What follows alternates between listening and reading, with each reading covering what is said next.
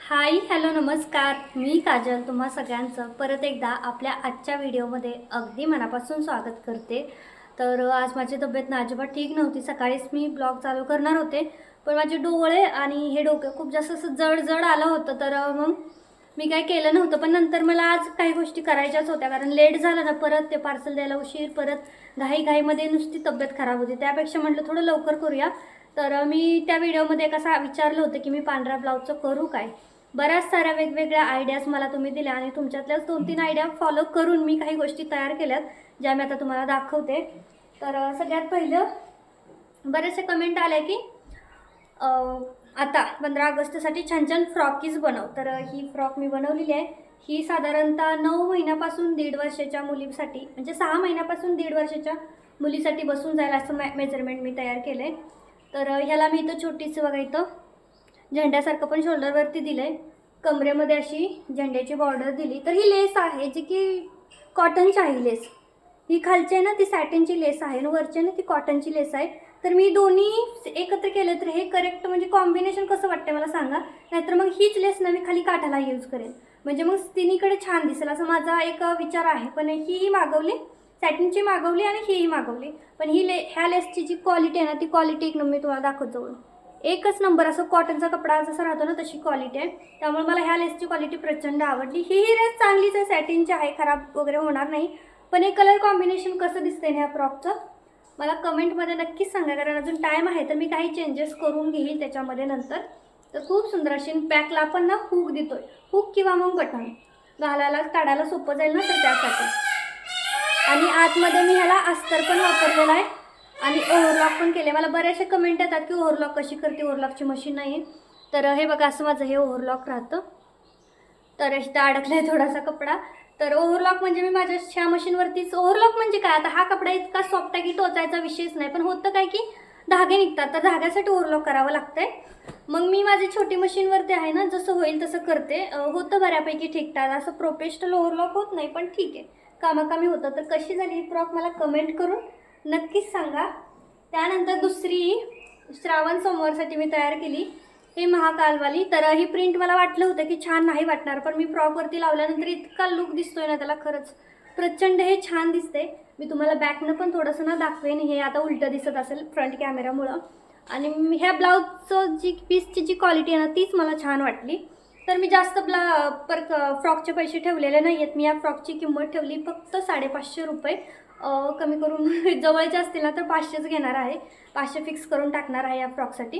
कारण आपण कपडा तर घरातला वापरतोय, पण ठीक आहे आता घरातला वापरतोय, पण संपल्यानंतर मग आणावंच लागेल बाहेरून। तर त्यावेळेस मग माहीत नाही, आता बघू कसं होईल तसं होईल, पण जे आहे तेवढं तर आपण संपवून टाकू। तर ही बघा ही महाकालची आहे, छान अशी फ्रॉक रेडी झाली। दोन्ही पण मी 6 महिन्यापासून 1.5 वर्षाच्या मुलीपर्यंत शिवलेले आहेत।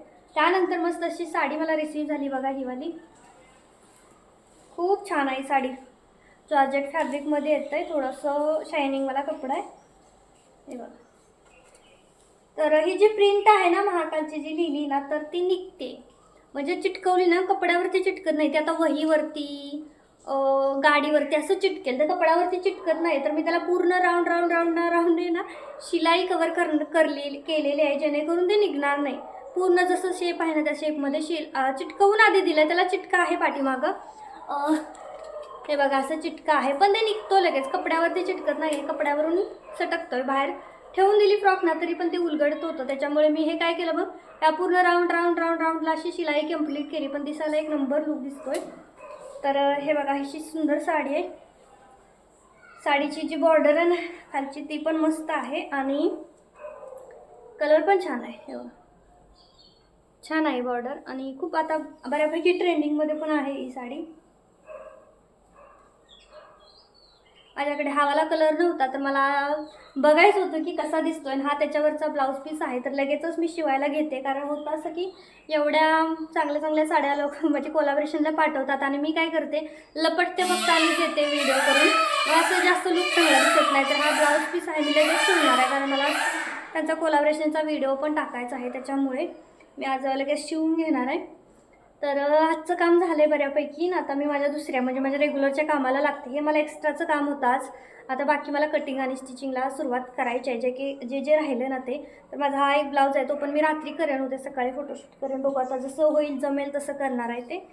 तर चला आता ना थोडंसं मी ठरवलं होतं उठल्यानंतर मग अशी की थोडं झोपूया म्हणजे डोळ्याचा ताण आहे ना कमी होईल, पण काय झालं नाही. तर आता थोडासा आराम करते मी आणि परत मग कटिंग करते स्टिचिंगचं. बघू झालं तर शक्य नाही तर मग उद्या.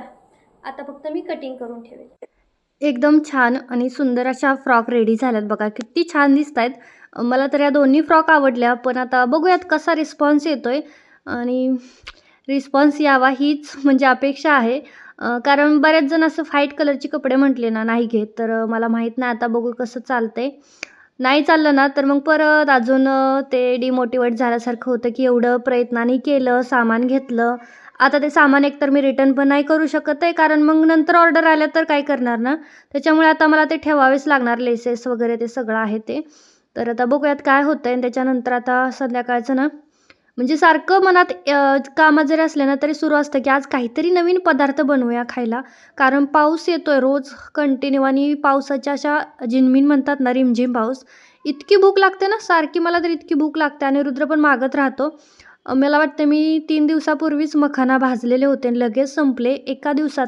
हातात आले ना, की संपल्याशिवाय ते राहतच नाही. पूर्ण डब्बा संपतोय. तर म्हटलं परत एकदा मखानाच बनवते, रोस्ट करते म्हणजे तुपात थोडासा भाजून त्याच्यानंतर मग त्याला थोडे मसाले लावून ठेवायचं. खूप जास्त टेस्टी लागतं आणि हेल्दी पण आहे. नाहीतर तसं मग खाल्लं जात नाही ह्या सगळ्या गोष्टी. तर म्हटलं आता बनवून ठेवूया. थोडासा वेळ आहे आणि बसावंसं वाटतच नाही. 6:15 वाजले होत्या. एक ताई आल्या होत्या, ज्या पंढरपूरच्या होत्या म्हणजे घरी आल्या होत्या. त्यांच्या मुलीला खणाची फ्रॉक न्यायची होती. तर मग त्या आल्या, त्या गेल्यानंतर मग म्हटलं आता काय करायचं म्हणून मग पहिल्यांदा म्हटलं मकाना भाजून घेते, स्वयंपाकाचं बघू परत. खूप छान असे लागतात बरं का, इतकी टेस्ट लागते ना, लगेच संपतात. आणि रुद्राला पण मी देते, आम्ही तिघंही खातो. मी ना दिवसभर इतकं काय काय करते, पण माझ्याच्याने शूटच घेणं होत नाही. तर रुद्राने ही छोटीशी क्लिप घेतली होती मी कटिंग करत असताना. किती ड्रेस कटिंग झाले म्हणजे छोटीशी त्यानेच काढली. मला माहीत पण नाही त्याने हा व्हिडिओ शूट केला आहे म्हणून. गॅलरीत होता तर मी बघितला. म्हटलं नंतर म्हटलं चला शेअरच करूया. तर कटिंग करत करत टी व्ही बघत बघत खात खात इथं सगळं चाललं असतं माझं. आणि त्याच्यानंतर आता संध्याकाळी थोडंसं म्हटलं हे खिडकीवरचं थोडं आवरून घेते, कारण इतका पसारा होतो ना. त्याच्यावरती पावडर हे ते सारखं पडतं. तर म्हटलं ते काढून घेते आणि जे खराब ब्लाऊज पीस आहेत ना त्याचा मी आता असा वापर करते कुठं पण खाली अंतरायला. आता हा पण ब्लाऊज पीसच मी त्या खिडकीवरती टाकला होता, कारण ती जरा जास्तच घाण आहे खालून खिडकी. खिडकी म्हणजे तो जे काही स्पेस आहे ना तो, खिडकी म्हणजे छोटासा असं देवळी टाईप आहे ते. तर तेच म्हटलं थोडं सावरून घेते, कारण हात माझे रिकामे राहत नाही. म्हणजे मी अशी शांत बसली असं कधी नसतं. काम जरी नसलं ना, काही ना काही खुडबुड करतच राहायचं, पण काहीतरी करत राहायचं. मला ना सारख्या सतत कमेंट येत आहेत, की कटिंग आणि स्टिचिंगचे व्हिडिओ टाकत जा. तर टाकते म्हणजे होत नाही आहे. जसं होईल तसं टाकणार आहे. कारण मग आता मी डबल चालू केलं ना काम, तर त्याच्यामुळे आता मला ऑर्डर पण खूप येतात. आणि बऱ्याचशा ताई ज्या म्हणतात, की तुझे कपडे आम्हाला रिसेल करायचे आहेत. तर तुम्हाला करायचं असेल तर तुम्ही करू शकता, ऑर्डर घेऊन मला देऊ शकता. पण मला ऑर्डर खूप जास्त येत आहेत, त्याच्यामुळे मग मी रिसेलिंगचा ग्रुप नाही बनवला. रिसेलिंगचा ग्रुप बनवल्यानंतर ना हाताखाली बायका पाहिजेत कामाला. तरच मग ते रिसेलिंग ग्रुपचं पूर्ण हँडल होतं, नाहीतर मग होत नाही रिसेलिंग ग्रुप हँडल करणं. कारण ग्रुप तयार केल्यानंतर त्या त्या ग्रुपमध्ये खूप सारे जण ॲड होतात आणि ते पण ॲड करतात आपल्या WhatsAppला ठेवून इकडे तिकडे, ह्याला सांग ह्याच्याकडून घे असं म्हणजे. आणि त्याच्यातून कमिशन काढायचं. तर माझी जर 500 रुपयाची फ्रॉक आहे, तुम्ही 550 सांगू शकता आणि त्याच्या मागे तुम्ही 550 रुपये जरी घर बसल्या निघले एका फ्रॉकच्या मागे, तरीसुद्धा खूप जास्त आहे ती कमिशन. मला असं वाटते तुम्हाला बाकी काहीच करायचं नाही. तुम्हाला फक्त ऑर्डर घेऊन मला सांगायचं आहे आणि तुम्हाला त्या ऑर्डरच्या मागं तुम्ही जे काही कमिशन काढले ना समोरच्याकडून, समजा आता माझ्या फ्रॉकची किंमत 500 आहे. तुम्ही कस्टमरला तुमच्या 600 सांगितले आणि मग त्यांनी तुम्हाला 600 पाठवले, तर त्यातले मला फक्त त्यांचा ॲड्रेस आणि 500च पाठवायचे आहेत, जे माझ्या फ्रॉकचे आहेत ना तेवढे. बाकीचे जे वरचे असतील ना तर ते तुमचे. आणि मग हे असं रिसेलिंगचं असतं. करायचं असेल तुम्ही करू शकता, पण माझ्याच्याने इतकं होईल का नाही ते मला समजत नाही, कारण खूप काम असतात. आजचंच बघितलं ना, त्या ताई आल्या होत्या. माझं टार्गेट होतं की एक 14 ड्रेस कटिंग करायचे, तर माझे इथं 12 ड्रेस कटिंग करून झालेत. अजून 2-3 ड्रेस कटिंग करायचे राहिले. मला उठावं लागलं, कारण आपल्या घरी कोणी ना आलं ना की मग ते पसारा बघूनच बाहेर जायचं. माझा तर कचरा बघूनच बाहेरच्या बाहेर निघून जायचे, इतके तुकडे पडतात कटिंग करताना. तर मग इतके ड्रेस आता कटिंग झालेत. आता पुढचे 2 दिवस मी हे ड्रेस शिवत राहील. आणि ही साडी म्हटलं त्या साडीचा ब्लाऊज शिवूया, पण काही कटिंग करणं झालं नाही. आता उद्या तरी फावा हा ब्लाऊज कंप्लीट बघूया, आता उद्या तरी होतोय का नाही, कारण उद्या शिवायला बसायचं. आणि मग उद्या परवा 2 दिवस माझं ते शिवणच चालू होतं. आणि उद्या सुट्टी आहे दोघांना पण, सॅटर्डे संडे ह्या दोघांना सुट्टी. ह्या दोघांना सुट्टी म्हटले की मला जास्तीचं काम असतं, कारण त्यांच्यासारखं मागं लागायचं. मग हे करून दे, ते करून दे, पाणीच दे, ह्याव दे, त्याव दे, असलंच सुरू राहतं. आणि मग मला एकटे असली ना, रुद्र स्कूलमध्ये गेल्यानंतर तो स्कूलमधून येईपर्यंत माझ्या 5-6 फ्रॉक म्हणजे 5-6 ड्रेस तरी माझे कंप्लीट होतात, कारण कोणीच नसतं डिस्टर्ब करायला. आता उद्या परवा तर 2 दिवस सुट्टी आहे. मला तर प्रश्न पडला आहे की हे जे मी कटिंग केलेत ना, ते तरी होत आहेत का नाही कंप्लीट, काय माहीत. तर बघूया. तर ड्रेस कटिंग केले ना मी की मी भरून ठेवत असते प्रत्येक बॅगमध्ये, म्हणजे मला समजतं शिवताना की कोणता ड्रेस आहे, किंवा शिवून रेडी झाल्यानंतर कुणाचा कोणता. नाहीतर इतक्या सगळ्या ड्रेसमधून काय कळायचं, सगळे मिक्स होऊन जायचे, ह्याची बाही त्याला, त्याची बाही त्याला. त्याच्यामुळे कटिंग करताना सुद्धा खूप जास्त लक्ष द्यावं लागतं. आणि एक ड्रेस कटिंग करावा लागतो. आता सगळे समजा आता 5-6 ड्रेस आहेत, सगळे 36 साईजचे, तर सोबतच सगळे 36 साईजचे केले ना तर होतं. पण मग ते प्रत्येकाची ह्याची स्लीव्ज वेगळी राहते, त्याचा काहीतरी पॅटर्न वेगळा राहतो, ह्याने गळा वेगळा सांगितला. तर असं बरंच काय राहतं, त्याच्यामुळे ते एक लक्ष देऊन करावं लागतं. तर आता आमच्याची बात पलीकडे माझ्या मागं बाथरूममध्ये जे बेसिन दिसतंय ना, काल सकाळी मी उठून बघते, तर बेसिन तुटून खाली पडलं. इतकं कुचकं झालं होतं, इतकं ते खालच्या ज्या राहतात ना तारा, तर ते खाली पडलं होतं. माझ्या बोटाला पण थोडं कापलं उचलताना. आणि मग त्यांनी लगेचच ते दुरुस्त करून दिलं आहे बघा. पण आता ती फरशी जी बाथरूमची आहे ती तुटली. सगळं आता तोडावं लागलं ते, आणि बेसिन त्यांनी दुरुस्त करून दिले. ते फरशी पण करतील दुरुस्त.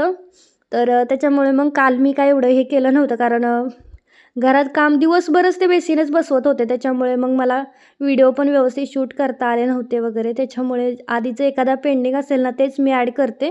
तर आता संध्याकाळी सगळं फ्रेश आवरलं होतं. आता माझं ज्या दिवशी पोट नाही ना भरत जास्त, त्या दिवशी मग मी असं बनाना शेक वगैरे पिते. तसं मी कंटिन्यू पिते, पण जास्त पोट भरलेलं असेल ना तर नाही जात. मग मी थोडासाच अगदी पिते. त्याच्यामध्ये जे फुटाण्या राहतात ना, फुटाणे आणि केळी हे 2च टाकते आणि घट्ट एकदम करून पिते.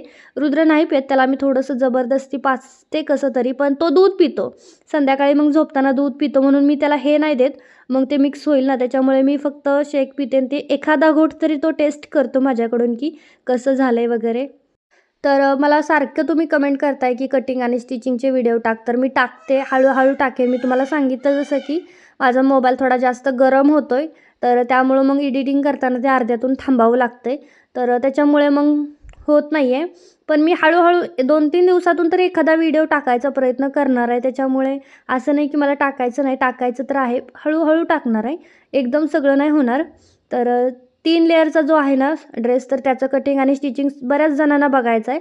तर मी ते पण शेअर करेलच उद्या किंवा परवा. मी तो व्हिडिओ एडिट करून तुमच्यापर्यंत पोहोचवण्याचा प्रयत्न करतेच. आणि काय होतं ना, मी जास्त तर लोड घेत नाही, रिलॅक्समध्ये करते. गेला व्हिडिओ तर गेला, नाही गेला तरी चालतंय, नाही टाकला एखाद्या दिवस तरी चालतंय, असं आहे. म्हणजे सकाळ उठल्यानंतर एकदम फ्रेश आणि परत पुढच्या कामाला लागायला जरा बरं वाटतं. तर आता इथंच आज 2-3च होते, तर म्हटलं चला बेसिनमध्येच पटकन धुवून घेते. चला तर मग आता आजचा हा छोटासा ब्लॉग मी इथंच थांबवते. कसा वाटला मला कमेंटमध्ये नक्की सांगा. आवडला असेल तर लाईक करा, शेअर करा, आणि चॅनलला अजून सबस्क्राईब नसेल केलं तर सबस्क्राईब नक्की करा. भेटूयात पुढच्या ब्लॉगमध्ये. Bye bye.